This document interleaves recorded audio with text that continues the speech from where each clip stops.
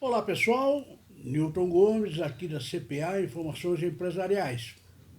Nós estamos dando sequência à série de vídeos a respeito da reforma tributária. Muito bem, eu gostaria de registrar o seguinte: hoje é dia 22 de julho, uma segunda-feira, e na semana passada, retrasada, lá na Câmara dos Deputados, houve lá uma votação a respeito da reforma da Previdência e no primeiro turno a reforma foi aprovada. O problema é que vai ter que ter o segundo turno, e o segundo turno só depois do recesso parlamentar, das férias dos parlamentares, e isso vai acontecer no dia 6 de agosto. Muito bem, depois que foi aprovado o segundo turno, lá na Câmara da Previdência, ela vai para o Senado e está tudo preparado lá para rapidamente ser votado. Lá também são no Senado 2 turnos. Bom, eu estou imaginando, a gente imagina que tudo isso na Previdência deve, se não houver nenhum incidente no meio do caminho, deve terminar no final de agosto. Então, tudo bem. Muito bem, como a perspectiva da aprovação da reforma da Previdência está cada vez se aproximando mais, a discussão que começa agora, e que tem começado nos últimos dias, é a tal reforma tributária, né? Todo mundo imagina que o Congresso vai lidar com a Previdência, aprovar, etc., tal, vai vir a lei e, na sequência, nós teremos os debates, as audiências, enfim, toda aquela preocupação com a reforma tributária. Bom, a gente tem falado muito a respeito disso, inclusive porque hoje já existem mais de 30 projetos de reforma tributária. São projetos elaborados por entidades públicas ou privadas, por especialistas na matéria. Quer dizer, cada um está preparando a sua proposta, né? E nós sabemos que, em relação à reforma tributária, já existem 2 projetos transitando lá no Congresso Nacional. Desses 30 e tantos projetos, 2 já estão lá. O primeiro é a famosa PEC 45, que é a proposta de emenda constitucional número 45, e o segundo é a PEC 110, que é outra proposta, né? Bom, então, qual é a intenção agora em relação ao vídeo que nós estaremos produzindo? Nós queremos fazer dar uma geral, né? Dar uma amplitude em todos esses projetos, mas em cada um dos projetos, dizendo, ó, esse projeto tem isso, tem aquilo, aquele tem outro, tem outro. Quais são as diferenças entre os processos, os projetos? E, logicamente, a gente vai verificar quais são os projetos que têm mais possibilidade de êxito, aqueles que estão mais cotados. É verdade que em política tudo é possível, pode ser que não aconteça nada disso, mas a gente tem a impressão de que há alguns projetos, algumas propostas têm mais condição de sucesso do que as outras, né? Algumas são exóticas demais, solução muito complicada, tal, tal. E algumas não, parece que tem um caminho bom aí, tudo indica, né? Bom, então, a gente quer iniciar essa série de vídeos a respeito desses projetos principais, dessas propostas que estão mais próximas de aprovação, para a gente esquecer. Esse é o primeiro da série e a gente vai começar, logicamente, por aquela que tem sido a mais discutida, a mais comentada, etc., que é a PEC 45. E a gente vai começar falando da PEC 45 e depois, nos próximos vídeos, a gente vai falar dos demais que também tem possibilidade. Muito bem, vamos comentar a PEC 45, aqui ao meu lado a Júlia. Oi pessoal, meu nome é Julia Gomes aqui da CPA Informações Empresariais.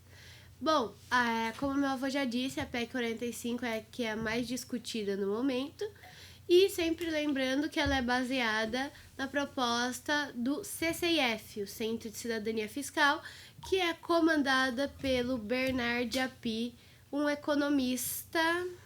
E lembrando também que a PEC 45 ela tem a maior simpatia de todos os interessados. Muito bem, ela tem sido muito comentada e parece que ela tem grande possibilidade de vir aquela escolhida.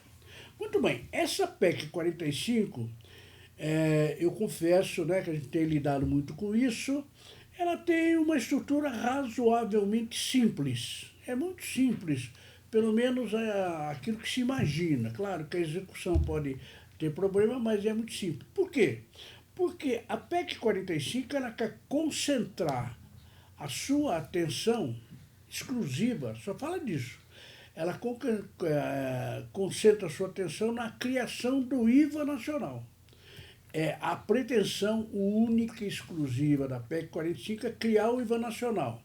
E convém registrar, né, que o IVA, né, o Imposto sobre o Valor Agregado, ele é um imposto que já é adotado em mais de 170 países do mundo. Se considerar que são 200 e poucos países, dá para imaginar aí que uma boa parte dos países do mundo usam o IVA, né? E é isso que o Brasil está pretendendo fazer, não é isso, Juliana? Isso aí. Bom, a ideia central do IVA é que ele pretende que seja denominado IBS, Imposto sobre Bens e Serviços, né, o IVA brasileiro, e é a aglutinação de 5 tributos em um só. Assim, o IPI, a COFINS e o PIS, que são todos federais, seriam fundidos com o ICMS, que é estadual, e o ISS, que é municipal. Exatamente. Olha, deixa eu eliminar aqui uma impropriedade que o pessoal tem usado aí, dizendo que o IVA é um imposto único. Não é, não. Não é um imposto único. Até porque, nossa, nós temos quantos? Mais de 60 impostos. Apenas 5 deles, como a Júlia falou aí, que é o IPI, COFINS, PIS, federal, ICMS estadual e ISS municipal, que estarão aglutinados, juntados lá no IVA. Então, ele não é um imposto único. Na realidade, o IVA ele é um imposto único sobre consumo. Vejam que tem várias bases de cálculo. Com o nosso Código Tributário tem imposto sobre consumo, imposto sobre a renda, o imposto de renda, tem o imposto sobre propriedade, né, IPTU, IPVA, né? Nós temos vários tipos de tributos. Mas nós temos 5 tributos que incidem sobre o consumo de bens e serviços. É exatamente essa a intenção da PEC 45, juntar os 5 num só, e é o tal IVA, Imposto sobre o Valor Agregado, lá no exterior, e aqui a gente vai ter um apelido mais carinhoso, que é o IBS, que é Imposto sobre Bens e Serviços, tá? Bom, se adotado, né, esse processo, ele representará um marco na tributação brasileira, pois isso trazerá uma enorme simplificação no nosso sistema, possibilitando a simplificação na apuração e no recolhimento e a sensível melhora no desempenho do controle exercido pelos órgãos. Então, o IVA, na realidade, o IBS, né, que se pretende criar, ele é uma grande vantagem para o governo, para a administração tributária, porque é um tributo, etc. Tal. Nós vamos ver as características, excelentes características do IVA agora. Então é bom para a administração tributária, ou leia-se o governo. E é bom também para os contribuintes, porque o contribuinte brasileiro está mais perdido que cachorro em caminhão de mudança, né? Ele não sabe para onde vai, não sabe. É muito confuso o nosso sistema. Então eu imagino que esse IBS ele tem grandes chances de simplificar muito o sistema tributário, pelo menos em relação à tributação sobre o consumo, né? Nós temos que lidar depois com outros tributos que a gente vai comentar depois nas outras propostas, né? Muito bem, então vamos dar uma resumida rápida, e a Júlia vai me ajudar aí, uma resumida rápida da cara, do formato, da personalidade do nosso IBS. A primeira característica é que ele incidirá sobre uma ampla base de bens, serviços e direitos. Exatamente, então a ideia é fazer o IBS que pegue tudo, né? Produtos, serviços, tem intangíveis, tem várias coisas que a gente já falou sobre isso e vamos detalhar. E qual é a segunda característica? Ele será totalmente não cumulativo. Exatamente, ele é um tributo que ele incide em cada fase, né? Fabrica, vende, vende, vende, vende, revende, assim, ele em tudo em cada fase é não cumulativo, né? Então, o fato de ser não cumulativo torna ele bastante racional, né? porque o imposto vai se acumulando ao longo da cadeia. E qual é o terceiro requisito, a terceira característica do IBS? Ele terá incidência por fora. Isso. No Sistema Tributário Nacional, nós temos um tributo que é cobrado por fora, que é o IPI. Né? O IPI, você nota que tem o preço da mercadoria mais o IPI. Né? É talvez o único tributo na constelação tributária brasileira que é cobrado por fora. O ICMS não, é cobrado por dentro. O ISS é cobrado por dentro, né? Não se destaca, PIS, COFINS, tudo por dentro. Então, a ideia é que o IBS seja cobrado por fora, o que é muito mais racional, né? Porque o consumidor sabe exatamente o que está pagando ali, né? E é muito melhor do que o ICMS, que é por dentro e a gente nem tem ideia quanto está pagando. Muito bem, mas tem uma outra característica. Bom, ele não onerará as exportações e os investimentos. Exatamente. Então, a desoneração do IBS é muito clara. Não incide sobre a exportação, claro, né? Se a gente vai vender mercadoria para a Argentina, por exemplo, não faz sentido cobrar imposto do argentino, porque esse imposto que a gente cobra aí, cobra no mercado nacional, é para construir estrada, hospital, escola, né? Ora, se você cobra imposto do argentino, o argentino não vem na escola aqui, não vem, nem é louco também de vir aqui, né? Ele não vai vir no hospital brasileiro, ele fica lá no hospital dele mesmo. Então, é claro, isso é um princípio em direito tributário internacional. Não se exporta imposto, não se exporta. A mercadoria vai sem imposto e lá o país lá que foi consumido aquilo é que vai cobrar o imposto necessário. Isso no caso da exportação. E no caso de investimento também, né? Se uma empresa comprar um caminhão, comprar um computador, etc. tal, né? Ela, como é investimento, também não incidiria o IBS. Mas, e o que incidirei? Bom, incidirá sobre qualquer operação de importação. Exatamente. O que vem de fora, né? Ele tem que pagar o imposto, né? Tem, porque o que vai com isenção, mas o que vem com tributação para pagar o imposto nosso aí. E o que mais, Júlia? A legislação será uniforme em todo o país. Veja bem, isso talvez seja o sonho de uma empresa ou de um contribuinte. Você tem uma lei só no país inteiro. Você vai pagar o IBS em São Paulo, ou no Rio, ou na Bahia, ou no Amazonas, ou no Rio Grande do Sul, a lei é uma mesma. Agora, infelizmente, no sistema nosso é uma bagunça, né? Porque ICMS, por exemplo, são 27 estados, cada um tem uma lei. E nos municípios, então, pior ainda, né? Que são 3.600 municípios. Em cada município você tem uma lei diferente, do jeito diferente, tal, né? Então, é uma loucura. Então, uma das primeiras vantagens eloquentes do IBS é que a legislação é uniforme, é única em todo o país. Mas tem outras coisas boas aí. A alíquota será única. Por exemplo, o ICMS tem esse problema, né? Você tem quantas alíquotas? Várias alíquotas no ICMS. É interestadual, municipal, é para lá, para cá, isenção, tal. Não, a ideia é que o IBS tem uma só alíquota. Fala-se meio a boca pequena aí, porque na realidade a alíquota do IBS seria a soma das alíquotas dos tributos que seriam extintos. Então vai somar a alíquota do IPI, do PIS, da COFINS, mais o ICMS, mais o ISS. Fala-se que isso daria algo em torno de 25%. É bastante, né? Mas é a soma de tudo. A gente já está pagando isso aí, só que vai juntar tudo num só, né? Além disso, Júlia... Será cobrado através do princípio do destino. Exatamente. A ideia do IBS é que o imposto seja pago no consumo.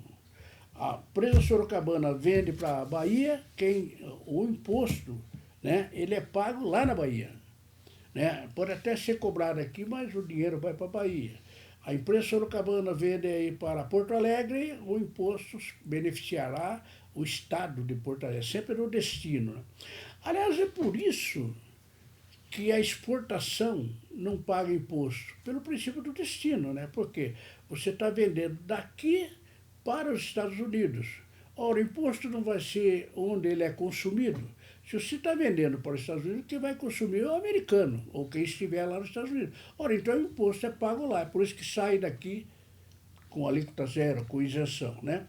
E a importação é o contrário, né? Você traz alguma coisa da Bolívia para cá, é claro que ele vem sem imposto, você vai ter que pagar o imposto aqui no Brasil. Então, sair não paga, entrar tem que pagar. E o que mais? Além da incidência por fora, a cobrança também será feita por fora. Exatamente, a gente já lembrou aí, lembrando sempre que é um sistema, uma modalidade semelhante ao IPI. E, finalmente, Haverá vedação aos benefícios fiscais. isso, um procedimento da lei que será ótimo é proibir incentivo fiscal, né? Aqui no Brasil é o paraíso do incentivo fiscal, né? Você tem incentivo fiscal na área do PIS, na área do COFINS, do Imposto de Renda, incentivo fiscal na área do ICMS, na área do ISS, né? Tem incentivo fiscal por tudo quanto é jeito aí. Só que a ideia é colocar na lei que haja uma proibição, uma vedação desses benefícios fiscais. Conclusão. Bom, esse é o IBS. Porém, a gente também tem mais um imposto, que é o imposto seletivo, que ele, ao contrário do IBS, que tem uma base ampla de bens e serviços, ele é bem restrito e nesse projeto, ele incide apenas sobre 2 produtos que têm externalidade negativa e a sociedade ela tem uma intenção de incentivar a não consumir, que são os cigarros e as bebidas alcoólicas. Talvez uma das ideias que está aqui sempre teve em tributo isso, né? Se você tiver um tributo caro, você reduz o consumo. Então vamos tributar bastante o cigarro, aí o pessoal fuma mais, fuma menos, né? E se você tributa a bebida alcoólica com um imposto maior, teoricamente o pessoal bebe menos, a não ser na vitória do Corinthians, mas é inevitável. Mas então é isso aí, né? São produtos, segundo os tributaristas, sujeitos ao imposto seletivo. É seletivo porque daquela ampla gama de produtos e serviços, 1 milhão que tenha, nós vamos pegar pelo menos 2, talvez tenha 1, 2, 3 ou 4, mas pouco, muito pouco. No caso, os exemplos mais comuns são o cigarro, que causa câncer, etc., e as bebidas alcoólicas, deixam o pessoal louco aí, né? Então, essa é a razão pelo qual se espera colocar o imposto seletivo. E digo de passagem, esse imposto seletivo, ele existe em todos os países do mundo, está em 170, onde tem o IVA. Tem o IVA e o seletivo vem junto para tributar algumas coisinhas.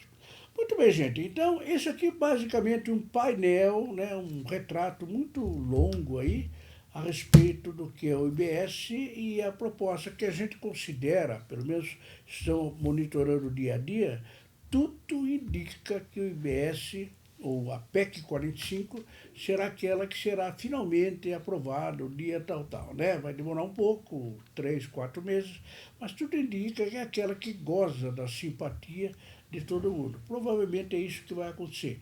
Mas eu queria fazer uma observação importantíssima antes de encerrar, que é o que, Júlia?